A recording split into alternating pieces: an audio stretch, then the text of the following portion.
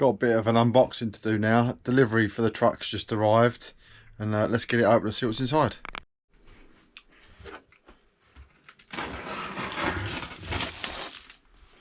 Love parts, love new parts. What have we got?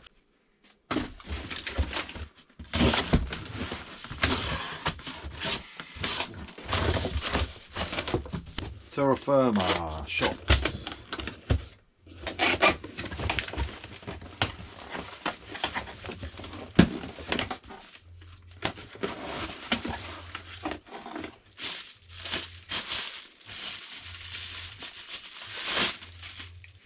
It's got a chunky looking mother. I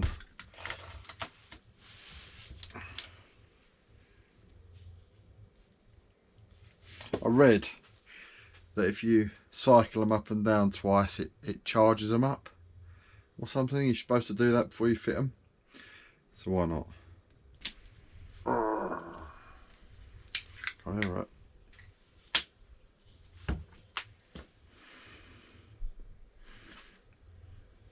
They're pretty chunky. They look quite well made. I mean, they've painted everything, including the rubber.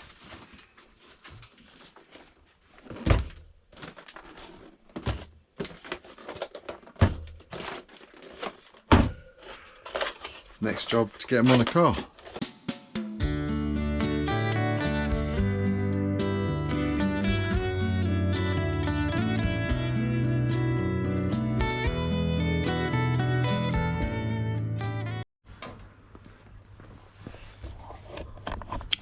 Right, got the wheel off. Just gonna get in here now, take the shock off. There's one bolt at the bottom down there, and there's one bolt at the top up in there. You better see that.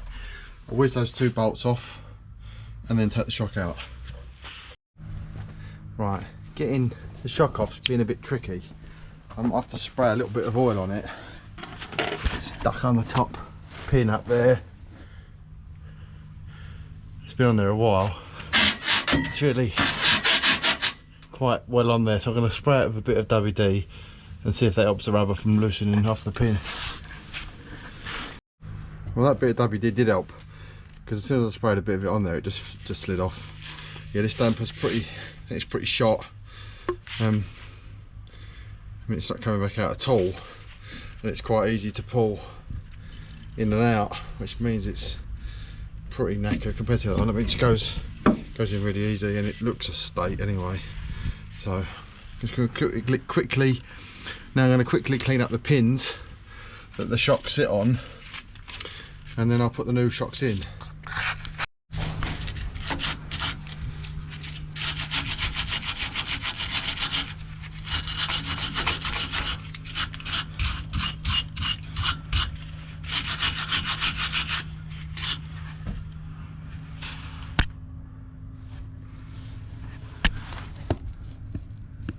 Already nice and clean, that one. Put a smear of copperies on there just to make the fitting a bit easier. But here's the back one. Going to give it a little smear of grease in those eyelets and then slip it on, and hopefully onto the next one.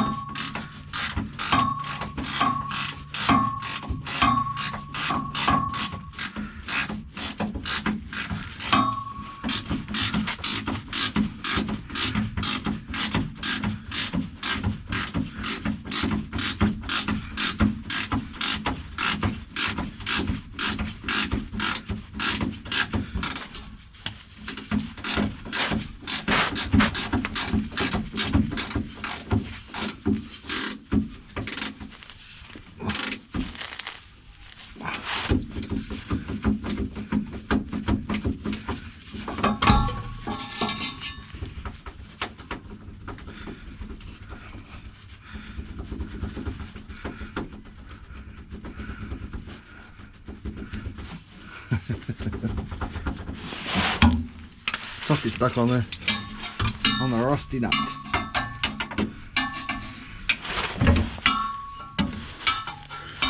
It's awkward.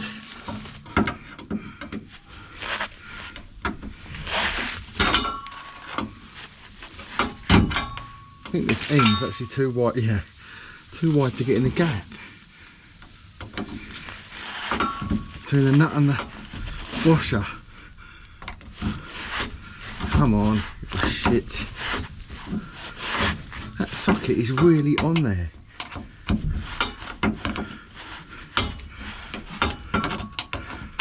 For God's sake.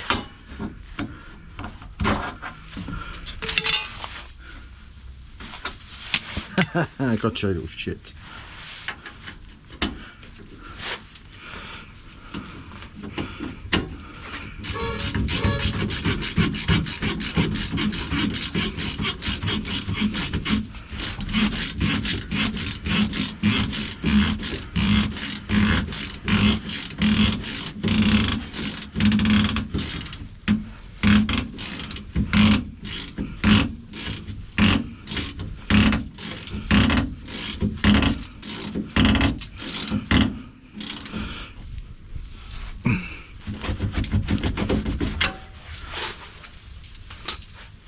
Right, one shot done.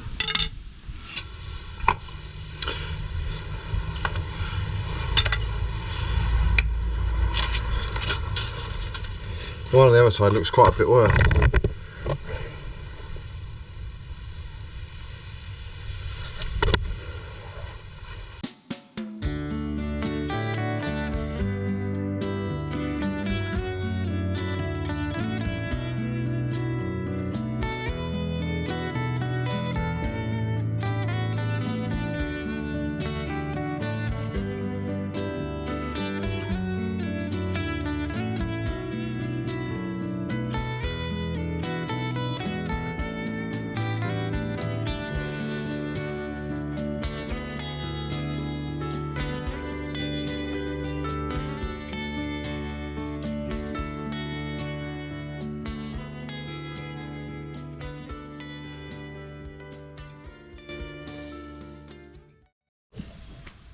Right, that's both the back ones done now. I'm going to drop the car down, get onto the front ones. Hopefully they'll be as straightforward as the back ones. They were quite straightforward. Once I've done one, the other one was easy, and it came off really quick. You probably saw it on the time lapse, but this is yeah, this is a little bit shot.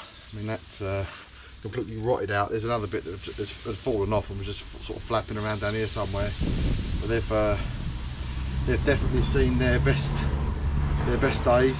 The best days are definitely behind them, and the new ones are probably a third bigger around the circumference there, around the diameter of them. They're about a third bigger, the tube is. So hopefully they'll be a bit stronger, and they'll probably last me the life of the car, if I'm honest. These have lasted 14 years. I doubt I'll have this in 14 years, so I reckon that'll probably be the last time I ever have to change them.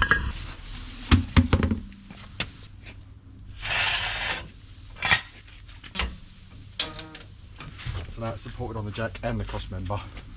Plenty of strength there. Right. So this has got a nut at the top, pin arrangement, and an eye at the bottom. I'll give that a quick soaking in WD-40 and then whiz it off. This gives us an opportunity also to look at the state of these calipers. I've got some repair kits coming for these. When they come, I'm going to drop these off the car. I'm going to get them up into the garage. I'm going to put the wire wheel over them, give them a really good clean up, change the pistons and all the seals, and then I'm going to paint them and stick them back on the car. The discs, funnily enough, are actually still in reasonably good condition. The discs are still in reasonably good condition. They've got no lip on them, and they're still within the tolerance for thickness which I measured last time I was underneath here. All the joints are alright, CV boots are okay for now. So literally all I've got to do at the moment is just change that shock.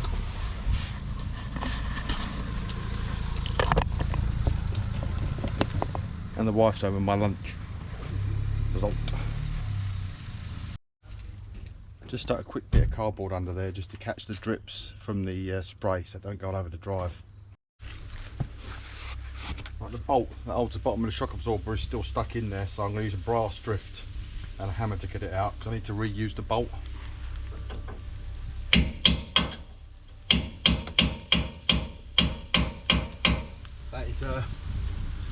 That's pretty stuck, so I'll put a socket on the back end of it on the head of the bolt and give it a quick spin around with a windy gun. That normally loosens them up. As you might expect, the pin type ones never come undone easily. Where I've put the spanner on the flats at the top of the pin, it's just shear the top of the pin off, which means now I've got nothing to hold on to try and undo the nut. I think this is going to have to be a Dremel job. Right, I wasn't going to share this with you in case it didn't work, but because it has worked, I'm comfortable actually showing you because I won't look like a tit. What I've done here is I've got a boa constrictor on the body of the shocker and gripped hold of it and then used the spanner to do the nut, because the body and the it's really tight, but it is actually coming undone, believe it or not, the nut. Slowly but surely it's coming undone and the boa constrictor's holding it. Whether it will get to the end or not is another matter. I'll come back to you on it. Right, that method sort of worked.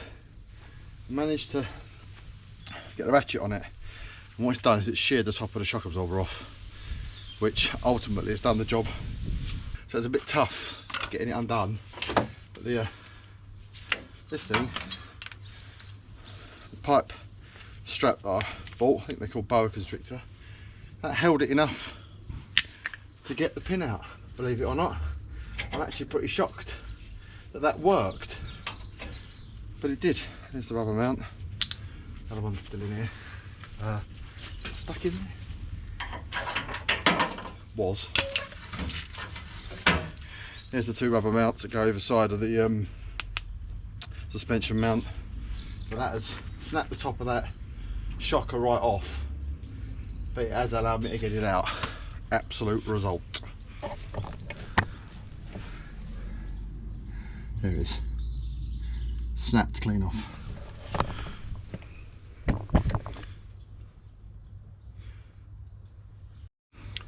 So we're not sponsored by any replacement drinks. Just got a toasted all day breakfast from Waitrose instead.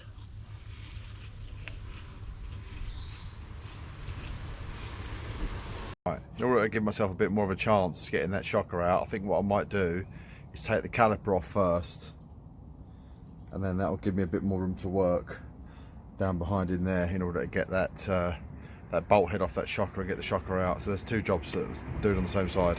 There's the shocker removed. As you can see there, I've cut the bolt head off with a Dremel. That took me about 20 minutes because of access getting into where it is. And the reason I had to do that is because the bolt has managed to weld itself by rust into the sleeve. So when I took the nut off the end of it this side and hammered it and expecting the bolt to just pop out, it didn't pop out. It stayed where it was, and it pushed this part backwards and bent the bracket which is in there. So what it done was it actually bent that bit there back towards the back of the truck. So I was expecting it to snap off. Luckily it didn't. But obviously I've ruined the bolt, so now I've got to wait for some replacement bolts to come so that I can put the new Terra Firma shocker, which is there, and bolt it up. At the top I've got to put that bolt through the bottom, and then that bit that's done. So in the meantime, what I'm going to do is I'm going to take these calipers off, and I'm going to start the refurb process before the seal kit gets here.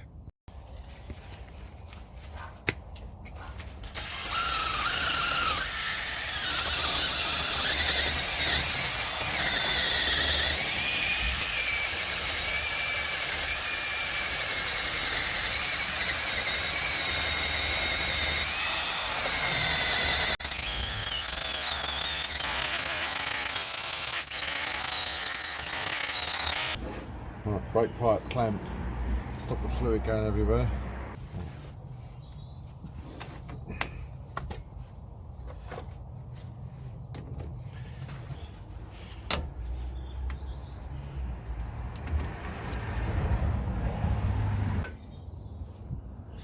There's a copper washer on there. I've got some spare copper washers.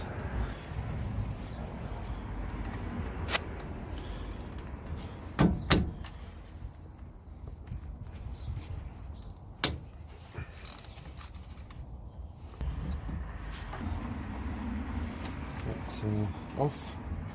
Let the fluid drain out.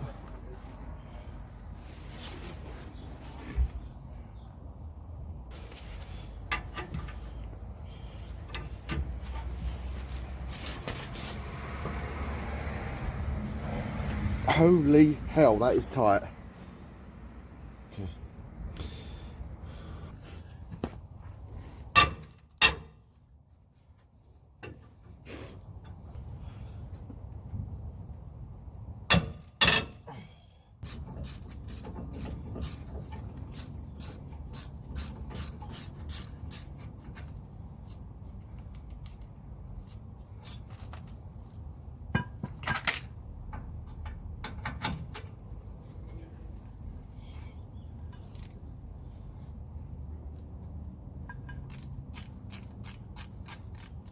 Oh, quite rusty.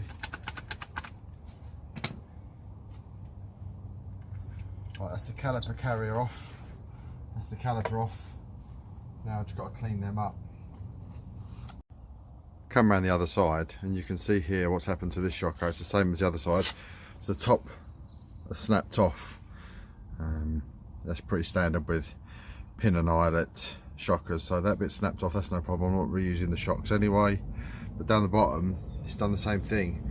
As you can see there, where I took the nut off and hit the bolt to try to remove it from out, it's bent the rear bracket. It's bent the rear bracket back and it's exposed the part of the bolt there. So this bit here should be flush up against the back of that, but the whole thing's moved that way. So what I now need to do is get in there and grind that bolt head off and then knock the shock absorber forwards to get it out from between that pinch bracket, and then straighten that bracket back up again, because you can see that it's bent it.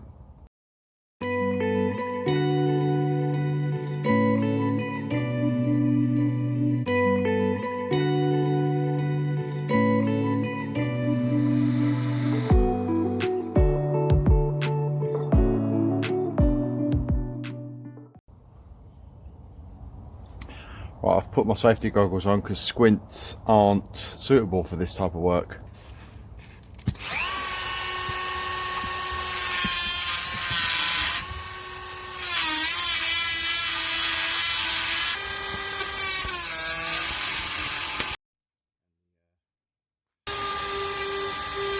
No, will it not?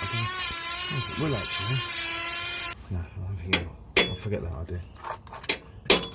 I'll get the this is obviously a much shorter drive shaft this side, because I've got the Dremel in front of the bolt on the other side, and I can't do. One eternity later.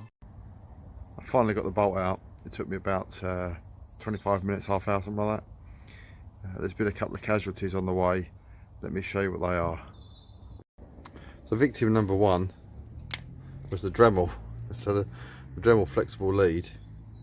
This is the drive bit inside. It just snapped off. So there's no longer anything in there. So that's had it. Here's the shocker. So there's the bolt head that I managed to cut off. You can see where I've gone at it from different sides. Finally managed to get it all off in one bit. I used a cold chisel to finish it off. And here's the shocker. This is the problem. So the bolt and that sleeve have become one, but the sleeve is bigger than the bracket, so it won't come out. So I've had to cut that side off first. That was the threaded side where the nut was. So when I hammered it backwards, it opened a gap up in the bracket, and I used the Dremel to cut the threads off, then push the shock the other way, cut that head off, like that, cut that off of there. Used a cold chisel to separate it, and then I managed to pull the whole lot with what's left of the bolt out from between those brackets there. I managed to straighten that bracket back up a little bit. It was quite badly bent at the back, and luckily it hasn't split or cracked the metal at all off of the lower arm there. I was a bit worried that it was going to crack and I was going to have to replace the whole lower arm, but I've actually got away with it, which is a result on both sides. Okay, so we've got the calipers up on the bench, and in the next part we'll refurb them, give them a little paint, and then get the new shock absorbers back on the car. If you want to see the next bit, like and subscribe. Thanks for watching.